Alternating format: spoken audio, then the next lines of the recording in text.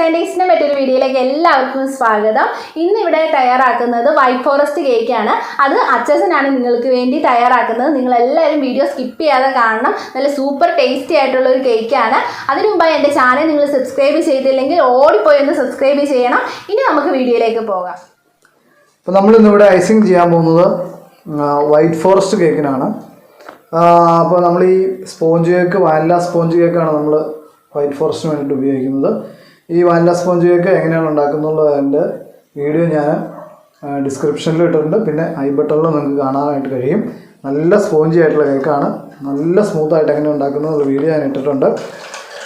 അപ്പോൾ നമുക്ക് ആദ്യമായിട്ട് ഈ കേക്ക് ഒരു 3 ലെയറായിട്ട് കട്ട് ചെയ്തെടുക്കാം. ആദ്യം തന്നെ നമുക്ക് ഇതിൻ്റെ മേളിലുള്ള ഒരു ചെറിയ ഭാഗം ഒന്ന് കട്ട് ചെയ്ത് കളയാം.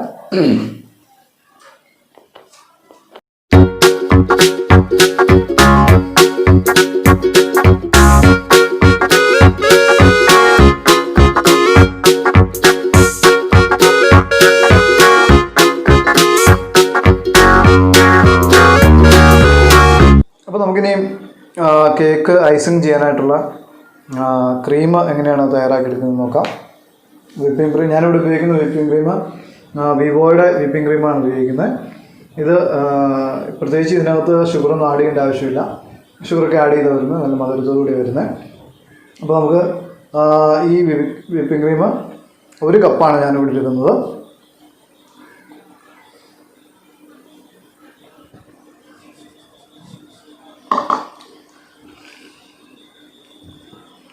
നമുക്കിത് നന്നായിട്ടൊന്ന് ബീറ്റ് ചെയ്തെടുക്കാം.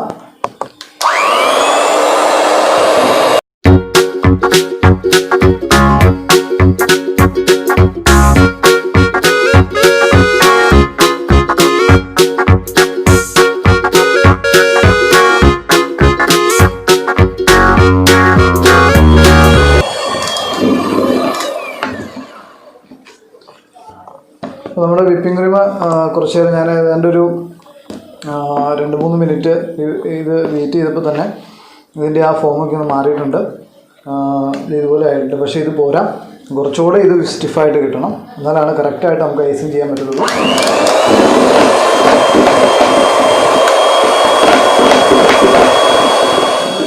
ഇവിടെ സെറ്റായിട്ടുണ്ട്. ഇപ്പോൾ നമുക്ക് നോക്കുമ്പോൾ അറിയാൻ പറ്റുന്നുണ്ട്. ഇതുണ്ടോ, ഈ നമ്മുടെ ഈ ബീറ്റർ കൊണ്ട് ഇങ്ങനെ ഒന്ന് ഓടിച്ച് കഴിയുമ്പോൾ നന്നായിട്ട് അതിനകത്ത് ഇങ്ങനെ പിടിക്കുന്ന പോലെ കാണാം.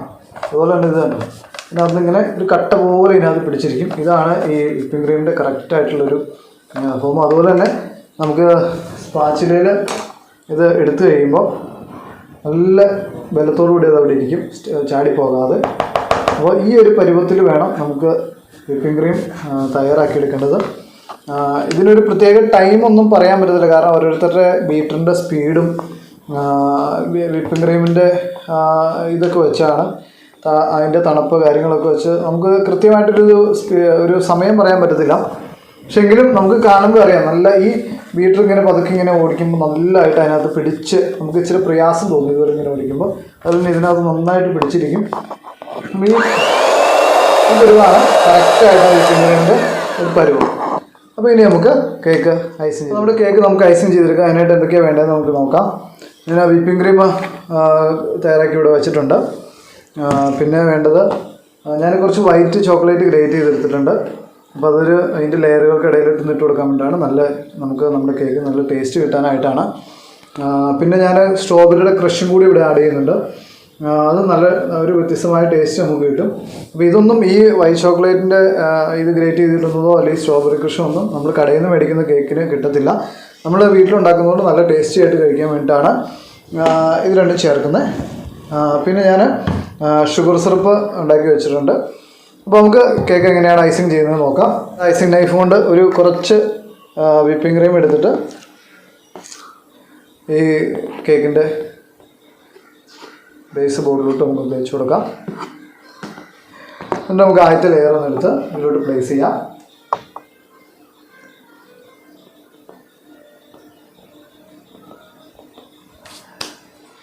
ഇനി നമുക്ക് ഷുഗർ സിറപ്പ് നന്നായിട്ട് ഇതിനകത്തോട്ടൊന്ന് ആഡ് ചെയ്ത് കൊടുക്കാം.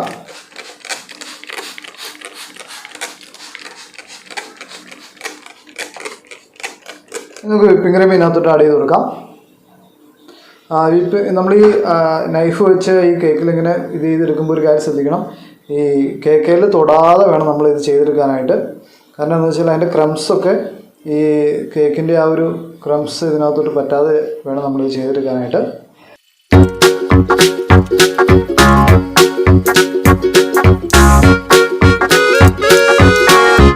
ഞാനതിൻ്റെ മുകളിലേക്ക് കുറച്ച് സ്ട്രോബെറിയുടെ ക്രഷ് ആഡ് ചെയ്ത് വെക്കുകയാണ്.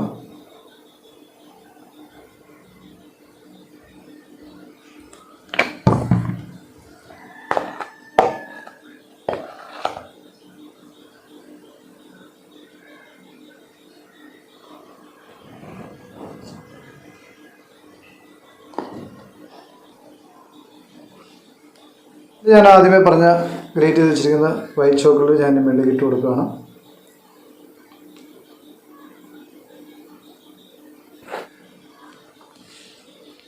നമുക്ക് അടുത്ത ലെയർ കേക്ക് എടുത്ത് വയ്ക്കാം.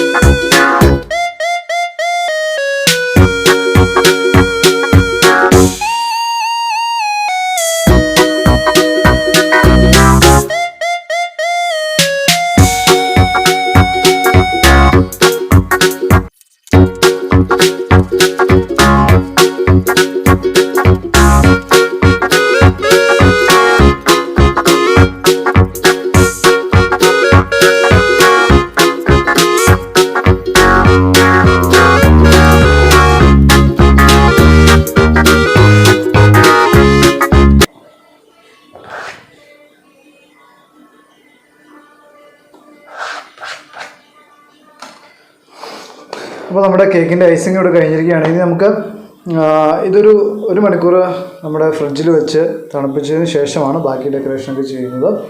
അപ്പോൾ ഇതൊരു 1 മണിക്കൂർ നമുക്ക് ഫ്രിഡ്ജിൽ വെക്കണം. അപ്പോൾ നമ്മുടെ കേക്ക് ഫ്രിഡ്ജിൽ നിന്ന് 1 മണിക്കൂർ കഴിഞ്ഞ് എടുത്തിട്ടുണ്ട്. നല്ല ഷേപ്പായിട്ട് നമുക്ക് അത് ചെയ്തെടുക്കാൻ പറ്റിയിട്ടുണ്ട്.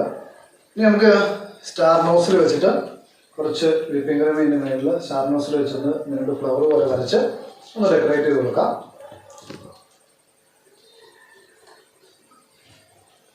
ഇതിങ്ങനെ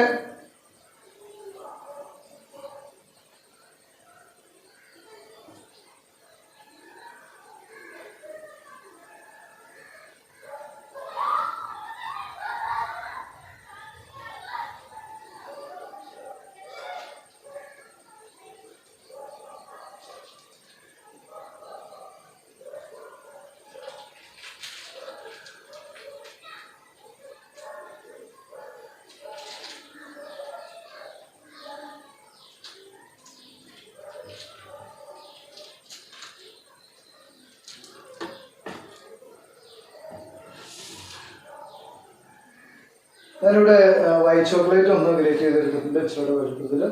അപ്പോൾ നമുക്കത് ഈ സൈഡിൽ കൂടെ ഒന്ന് ഇത് പിടിപ്പിച്ച് കൊടുക്കാം. പിന്നെ ഈ മേളിൽ കൂടെ ഒന്ന് ചോക്ലേറ്റ് ഇട്ട് കൊടുക്കാം.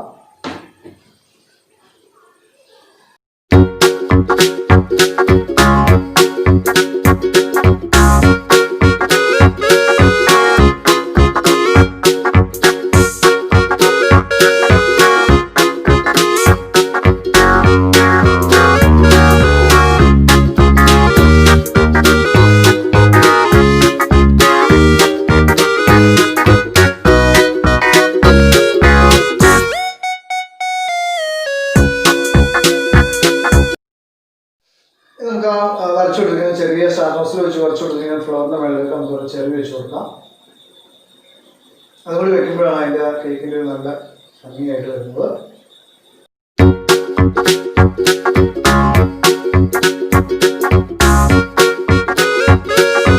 അങ്ങനെ അച്ചാച്ചൻ നിങ്ങൾക്ക് വേണ്ടി നല്ല അടിപൊളി ഒരു കേക്ക് റെഡി ആക്കിയിരിക്കുകയാണ്. White forest cake. നിങ്ങൾ എന്തായാലും ഇത് വീട്ടിൽ ട്രൈ ചെയ്യാൻ മറക്കരുത് കേട്ടോ. കാരണം ഞങ്ങൾ ഇതിനു മുമ്പേ ഈ കേക്ക് ഉണ്ടാക്കിയിട്ടുണ്ട്.